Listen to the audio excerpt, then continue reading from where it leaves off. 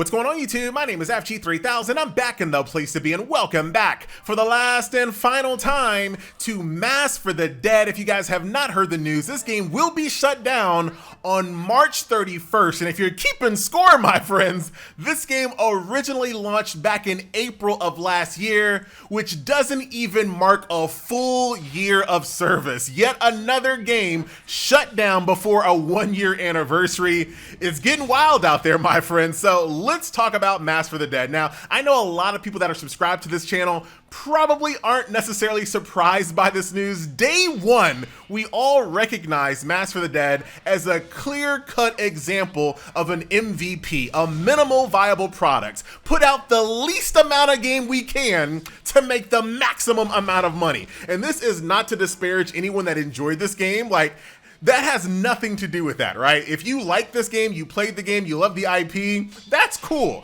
However, an MVP is kind of a separate thing, right? And I'll give you guys a quick example. Think about a game like Princess Connect. You might not like Princess Connect, you might not like the gameplay, you might think it's a little too hands-off, too idly, but can anyone really, good faith, argue that Princess Connect is an MVP?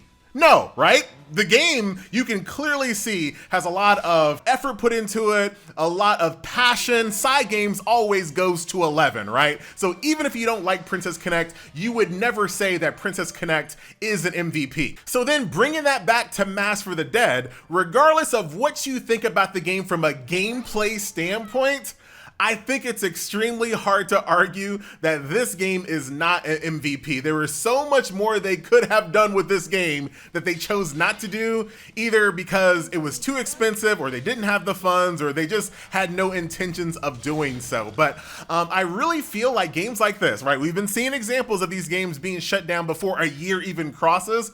I think we're gonna see less and less examples of this, because I feel like it's getting to a point where it's not financially viable, right? Had this game came out in like 2017, I think it would have been just fine. It would have lived on for multiple years. But as we leave 2020 behind, as we go through 2021 and 2022, I do not think it's gonna be financially viable for game companies to throw a minimal viable product out just for it to be shut down in a year. I think all of the development time, all of the resources used, the stain on your reputation is not gonna be worth it anymore. Like I said, I think it might have been worth it in 2017 to throw out an MVP, make a bunch of money and run, but I don't think these games are making a bunch of money long-term relative to the investment that they put into the game in the first place. I think we're finally getting to the point where these pump and dumps are just no longer financially viable, but I ain't got no facts to back that up. I'm just saying what I think sounds true. All right, so that is Mask for the Dead. This is a game that I didn't spend a ton of time playing beyond my first impression. I did come back when they did the Berserk collaboration, and why is it, my friends, all these games that tend to not be the best games on the market always have some of the best collaborations? Like, outside of 7 Deadly Sins. I think 7 Deadly Sins usually has some pretty dope collaborations considering the game is actually pretty good. But for the most part, the best collabs are on the worst games. It's almost like they know that they're bleeding out money, they know they're hemorrhaging players, and they gotta try anything. So they're willing to try to do a Hail Mary and try to get a really popular franchise to combine with them to try to push the needle a little bit. But for the most part, if your game is already on that downward trend, I don't really think that a temporary collaboration is gonna be your saving grace, right? So with all that being said, my friends, right, you have a game that's a minimal viable product that wasn't making a ton of money, that was losing players hand over fist, tried to bring itself out of the depths with a collaboration, did not work. Eventually, Crunchyroll had to part ways with this. Or did they? Or did they? That's a very curious question, because all the while that this was happening, Sony and Funimation scooped in and bought Crunchyroll. So that begs the question, was this game shut down because it was a poor performer, or was it shut down because Sony and Funimation took a look at the books and said, you know what, keeping this game online based on how much money it's making, based on how much it costs us for licensing fees, maybe is not worth it anymore. let's do a little bit more investigation. Now, every single time I do a shutdown video, I like to kind of visit the community to see how they're feeling, what's the overall sentiment. So here we are on the Mass for the Dead Facebook page. Over 37,000 people liked this page. However, only 164 people commented on it, 384 little emojis here. And as I kind of go through a lot of the sentiment of the community, a lot of people, number one, were kind of surprised at the shutdown. Some people blamed it on hacking, of course, money, but for the most part, there wasn't a lot of people that were in my camp saying that, you know what, this game was like a very minimal effort, of course it shut down. For the most part, it's just like I said, hacking. Some people thought the game wasn't very free to play friendly. They're very confused on how the Japanese version is able to survive, but this one's not. So really hard for me, considering that I didn't play the game, to really pinpoint what was the deciding factor in the shutdown of this game. But you know what I'm always gonna say? Money. I always think it's money. So here is a Mass for the Dead here on Sensor Tower. In January, they garnered 10,000 downloads.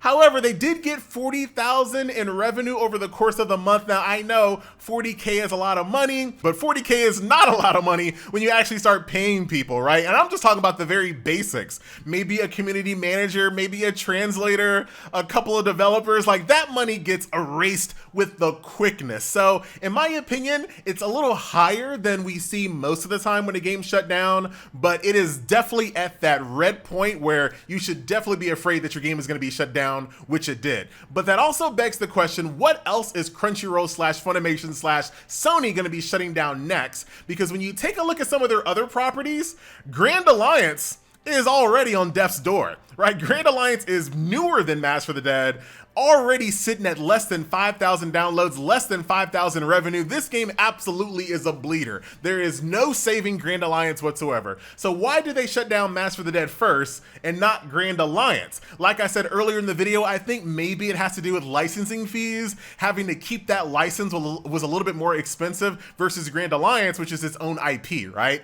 So maybe that's the reason, but I would still bet money that Grand Alliance is not safe. I am sure all of those new money men coming from Funimation and coming from Sony, kind of going over the books of Crunchyroll, they are going to be cutting these games off with the quickness. So Grand Alliance, I do not think this game makes it a whole year.